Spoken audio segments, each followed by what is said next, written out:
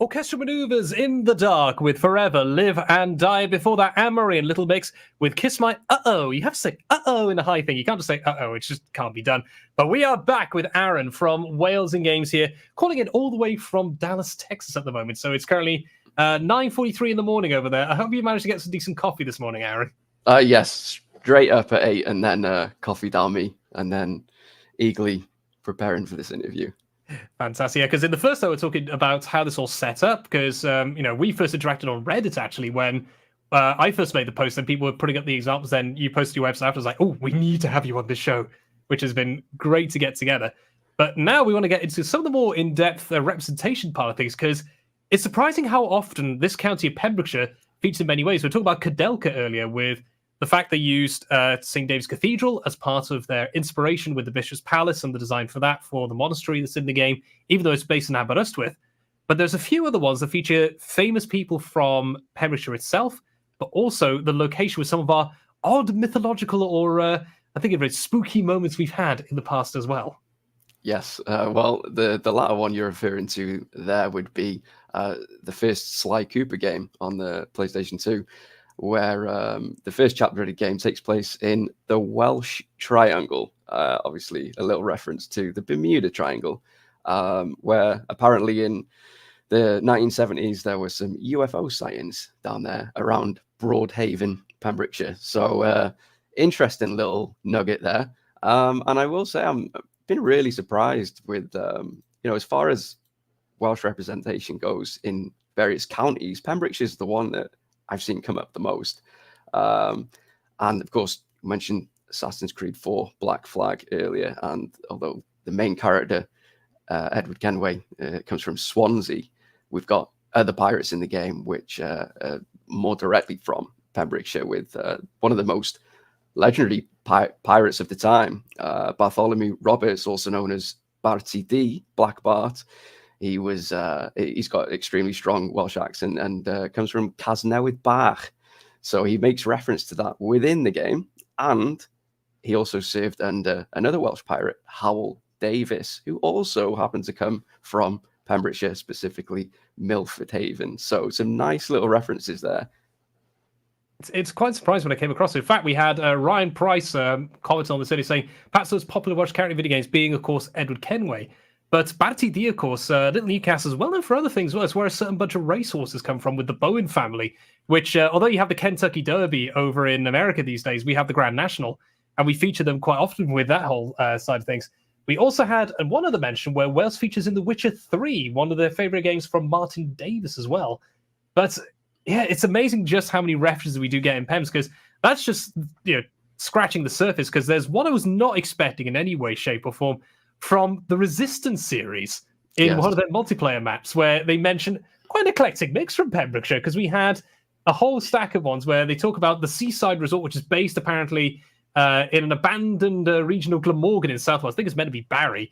And then they talk about the pre-recordings of Welsh accents play out repeatedly across the map, mentioning various locations in Wales related to the game's story, including Pembrokeshire, St. Bride's Bay, Castle Morris I was not expecting, the tiny little village just outside of Leicester, which used to have the Gwesti Bach pub there. I was not expecting that in any way, shape, or form.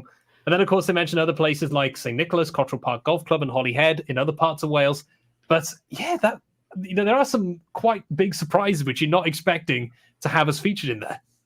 Yeah, that's an interesting one. And because that was a multiplayer map, you probably wouldn't have heard the male announcer on the speaker system under normal circumstances when everybody's shooting each other. But you could go into the map when nobody was around and just run around, and you could clearly hear the very strong male accented voice talking about basically warning people to stay away from certain places, certain towns. So St. Bride's Bay, don't go anywhere near it. St. Nicholas, don't go anywhere near it. The post-apocalyptic aliens, monsters are there. And the Holyhead mention is about the ships from Ireland, and not the whole service has been shut down because of the invasion as well. So quite a fascinating one, but you probably wouldn't pick it up unless you were listening really intently.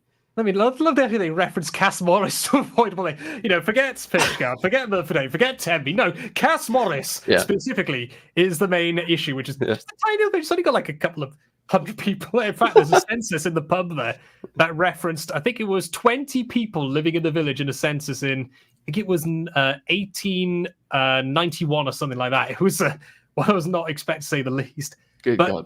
Of course, one of the other ones we've had featured now is in the game that was released 3 days ago, UFL, the Ultimate Football League, with Haverfordwest County, our very own Haverfordwest County, featuring it with the Bridgemeadow Stadium feature. The only thing they haven't got is my voice, because I'm usually the announcer at the stadium, doing a very loud South American goal, Haverfordwest County, but that's something there at the moment. I may have to contact the developers, see if they can splice me into that later down the line. Yeah, maybe that could be some commentary DLC or something. Yeah, that was so even nice. But it's great having, that football representation as well, because, we talk about the international teams. Apart from Cardiff, Wrexham, of course. Welcome to Wrexham has been such a big feature.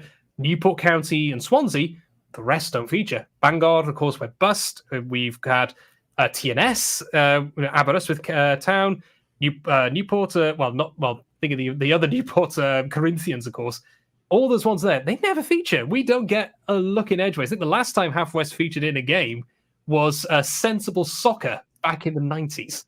Yes, it is interesting that you say that, considering the success of a team like TNS, and maybe you'd think maybe they would have the most likely chance of appearing in a football game. So it's another win for Pembrokeshire. So well done to Haverfordwest for bagging that one. But it's great. It's great to have a top team from the Welsh National League, the Cymru Premier, featuring in what looks to be a good football game.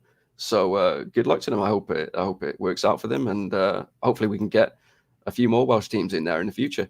Fingers crossed, because unfortunately we did lose our game against the Siltman yesterday in Flint Town, but it's going to be hopefully a lot more stuff. And I imagine TNS will definitely feature an FC25 whenever that shows up, because of course they have qualified for the lower stages of the Europa Conference League. So watch this space. We may see more in the next couple of weeks and months. Now, we're going to hop into our next track in a few moments, featuring from one title, which is Final Fantasy, which has a number of Welsh references there, which I was not expecting, especially when I was playing Final Fantasy 14 a while back. So we're going to have Siren Katatsubasa no Tenshi from Mobatsu no Bio. Now, a lot of people from our generation will definitely know this one from Final Fantasy 7. So we'll have that in a few moments. Then afterwards, we'll be back for our final segment, talking about how we can help support this, how we can add some games we may know about, the features well, to get this all set up. So don't be going anywhere, folks. We'll be into our next segment in a few seconds. Pure West Radio's Sunday gaming show is proudly sponsored by Mags Optic.